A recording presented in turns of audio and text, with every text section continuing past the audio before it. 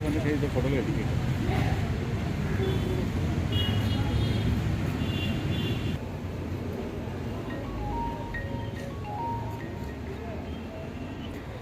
देखिए, आज का ये जो डेपुटेशन है ये मेरे 3 पंचायतों के लोग हैं। ये कोटपनू पंचायत है, दोलिया जट्टा पंचायत है और एक तीसरी जो नेबरिंग पंचायत है, उनके सभी मोजिज़ लोग, पंचिस, सरपंचिस और उनके साथ साथ जो वहाँ के लंबरदार वगैरह सभी यहाँ पहुँचे हुए हैं।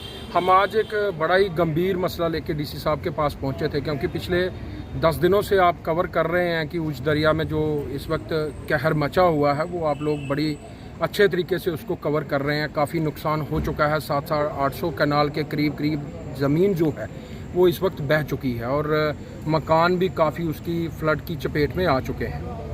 अब दिक्कत ये है कि 1988 के बाद उस दरिया में कोई भी प्रोजेक्ट, कोई भी पैसा जो है वो किसी भी डिपार्टमेंट की तरफ से वहाँ नहीं लगाया गया। अब 1988 के बाद अब नौबत ऐसी आई है कि जो इसको चैनलाइज किया गया था वो चैनल सारा टूट चुका है, डैमेज हो चुका है।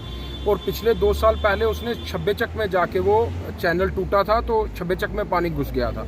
अब इसने अपना रुख जो है वो छब्बेचक को छोड़ के सलालपर को डायरेक्ट हिट कर रहा है और हमें ये अप्रीहेंशन है कि हम डीसी साहब को ये इन्फॉर्म करना चाहते थे कि अगर ये बांध सलालपर से जहाँ से टूट रहा है, अगर वहाँ से टूटता है, वहाँ तकरीबन 50 फुट की दूरी रह गई है। जो ज़मीन अगर टूटती है, 50 फुट की ज़मीन अगर किसी फ्लड आने से बह जाती है तो ये 3 गांव जो है वो अपनी चपेट में ले लेगा, खासकर जो JNK के 3 गांव हैं। आगे पंजाब के 10-12 गांव पंजाब के होंगे, लेकिन जो JNK के गांव हैं वो दोलियां टोटली ख़त्म हो जाएगा। सलालपर, कोटपनू फर्स्टली ये सलालपर को हिट करेगा और सलालपर को जब सलालपर बर्बाद करने के बाद ये सीधा कोटपनू और दोलियां को हिट करेगा।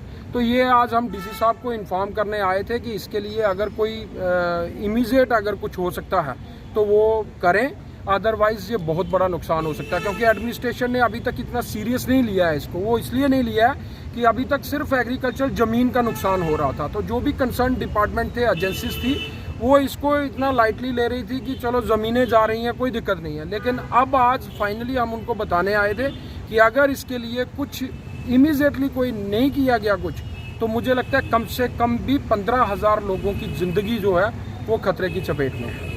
तो अभी क्या मिला, किससे आपने? अभी डीसी साहब तो आज यहाँ पहुँचे नहीं हुए हैं। हेडक्वार्टर मैडम से बात हुई है, उनकी डीसी साहब से बात हुई है, तो कंसर्न फ्लड डिपार्टमेंट को लिखा गया है कि आप एक बार वहाँ जाके फटाफट विजिट करें, देखें क्या पोजीशन है और उसके अनुसार कुछ ना कुछ रिलीफ जो है वो हम देखते हैं करने के लिए। तो मैक्सिमम ज़मीन हमारी जो है दरिया के एज पर दी गई थी, ऐसे 8 करोड़ रुपये को हाल और लगा लो। इसको हमने तैयार करते आज 46 ईयर हो गए हैं और ये दरिया 2-3 बार टूटा है। 88 में टूटा था, मेरा छोटा भाई और मेरा भतीजा साथ में आए हैं। ये 24 घंटे भाग नाला में बीच में रहे थे कि कोई दोनों तरफ दरिया हो गया था, इनको बाहर निकलना मुश्किल हो गया था। सवेरे इंजीनियर रेजिमेंट ने उधर आकर स्टीमर लगा के इनको बाहर निकाला था। फिर उस दरिया का कोशिश करते करते मंत्री आए, मिनिस्टर आए, सरकार थी, तो वो उसका बांध बंधा। अब उसमें मदन लाल शर्मा मंत्री होते थे, RNB मंत्री, उन्होंने बागनारा पुल भी बना दिया, ऊपर से दरिया भी बना दिया। चौधरी लाल सिंह भी उसमें काफ़ी मदद मिली। पर अभी जो है ये हमारे सरपंच साहब को हम लेके आए हैं, 10, 12, 15 आदमी आए हैं। हमारी नौबत वो है कि 10-15 मीटर तकरीबन दरिया रह गया है।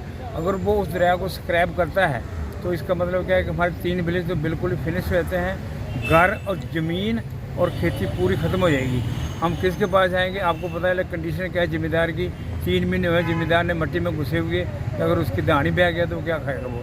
गरीबी का टाइम है, आपको पता कंडीशन कैसी है इंडिया की। तो हमारी गुजारिश ये है कि आप डीसी साहब से आए थे मिलने के लिए, तो मैडम से मिले हैं, उन्होंने रिक्वेस्ट किया है। हमारी यही रिक्वेस्ट है कि कोशिश करके किसी भी तरीके से उस जगह को कवर करके थोड़े पैसे में अभी रिकवर हो जाएगा। अगर वो ज़्यादा हो गया तो फिर सोच रहे हैं ये हो गया, तो उसके लिए नहीं है। हमारी गुजारिश और रिक्वेस्ट है कि उसको जल्दी से जल्दी उसका फर्स्ट एड करके उस पानी को डाइवर्ट करके और लोगों को सेव किया जाए।